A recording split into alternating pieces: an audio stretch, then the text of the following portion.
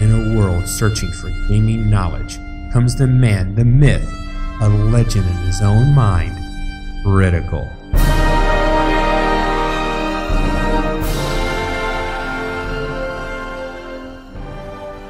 Welcome back, guys and gals, Critical here. Today I'm bringing an update video on last Epoch, update 0.5.3. Alright, this update has a lot in it, so let's dive right in. Mechanics. They've implemented orb walking, a method of animation canceling. You can now move sooner after using most abilities. This does not affect the rate at which you can use these abilities, and it means that you can attack at full speed while also moving slightly between each attack. That should definitely help us casters. Also, while pressing A when mousing close to an enemy now commands your minions to prioritize attacking that enemy, which is definitely going to be nice for those minion classes and those pet classes. They've also made an effort to improve performance. They've greatly improved the performance of the AI, especially for during combat, before aggro, and on enemies with multiple abilities. They've also improved it on Meteor, the damage number, and the performance of Ignite. They've also improved performance of the effects that scale based on the size of an object. They've made some improvements to the UI. They've improved the comparison tooltips. Positive changes are now always listed above negative ones, and I found that definitely an issue in the past. They fixed comparisons sometimes having a lot of decimals, which is like throwing the numbers off. The numbers look really huge when there's like such a minor change that it was just too much information for your eyes. Minion stats now have their own tab in the character sheet. This is really nice for pet classes and minion classes. Added entries to the character sheet for increased stun chance, increased melee stun chance, and mana efficiency. So casters, this is really nice because you can actually see how efficient you are on your mana, which of course if you have no mana, you're basically dead.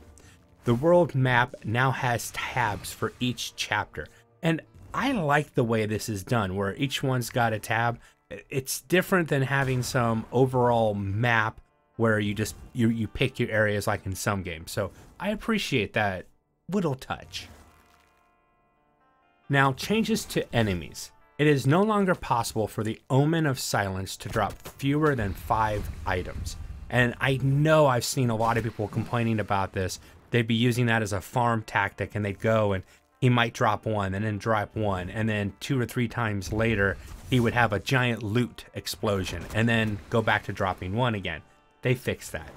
Enemies created by fractured and guarded prefixes no longer drop items. This was a nice farming tool too. If you found a mob that had the ability to create multiple mobs and you killed those mobs, and they're usually pretty easy to do, you had chances of getting a nice loot explosion from that. They've taken that out of there.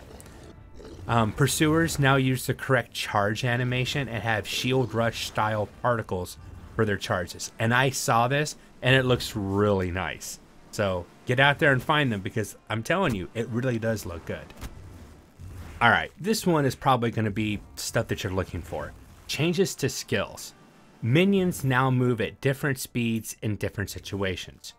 25% faster in combat, 25% faster when following if they are further than 8 meters away from the player, and this last one's important, 56.25% faster when following if they are further than 25 meters from the player. Because it was a lot of problem when you're playing a pet class or a minion class, and you got away from your minions and you're fighting something and they're taking forever, and by the time they walk up, either you're dead or you've already killed it. Now they'll rush to try to catch up with you, and I definitely appreciate that. Aura of Decay now poisons nearby enemies 3 times a second, up from twice per second. Added a tree for hungering souls. Added Lunge, a new skill for the knight. Dash to a nearby enemy and strike it with your weapon. Can't be used without a target. This is an early concept.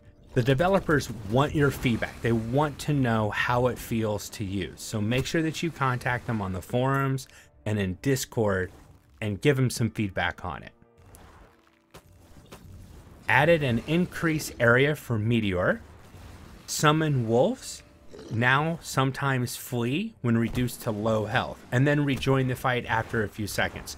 This is kind of an immersion thing where obviously an animal, a beast, is not going to sit there and just die. They're going to pull out of combat, hopefully get some health back, and then maybe jump back in. So this is definitely an immersion idea.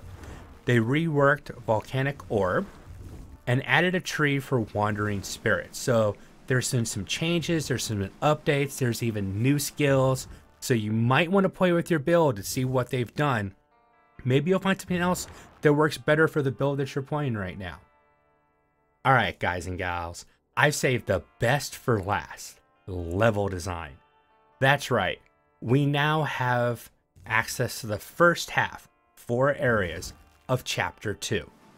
This includes the surface, the Forsaken Trail, the ruins of Welrin, and the Shattered Valley. These levels look quite different than the previous ones, particularly in how large and open parts are.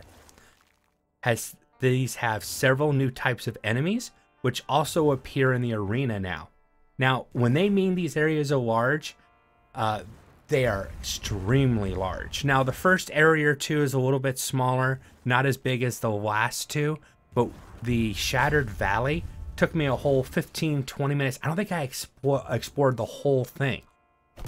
Now, there's one more thing that I found in this update. It wasn't even in the patch notes. I'm not sure if they've added it elsewhere in the game, but you can actually break a door now. There's actually rooms you can break into an area. Now, it didn't really lead anywhere. There was some loot and there was some enemies, but the fact that they finally have a door I could break, if you guys have been watching my videos from the beginning, anytime I see a door, I go up to it and I'm like, let me in, I want to explore. And I was so happy when I found this door and it broke. And here it is for your viewing pleasure.